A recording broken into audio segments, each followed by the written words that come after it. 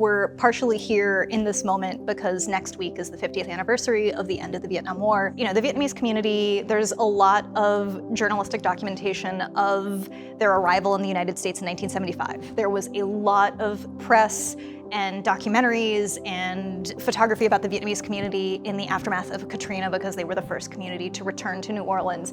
But there was this pretty huge journalistic narrative gap from 1975 to 2005. And so for us, it was really important to think about how can we fill in literally that timeline.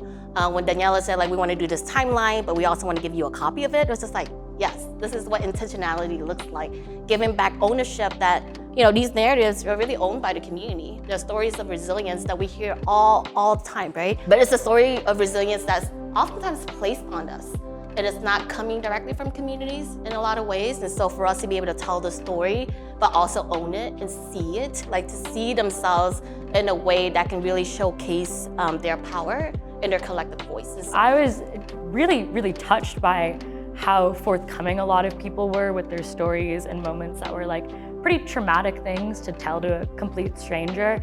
And for a lot of these like conversations and interviews, it was just, I think, really important for me to, as much in the back of my head, I was kind of thinking about, oh my gosh, this reminds me of my grandfather, this reminds me of my dad. Like, it was really important for me to just kind of like sit and like take it all in. I hope people see the importance and impact of the Vietnamese community here in New Orleans and continue to give the community the same attention that they've been given this year in years that we don't necessarily have a landmark event to celebrate. I remember taking a group of residents in New Orleans to visit Selma, Alabama for the Civil Rights 50th anniversary about 10 years ago.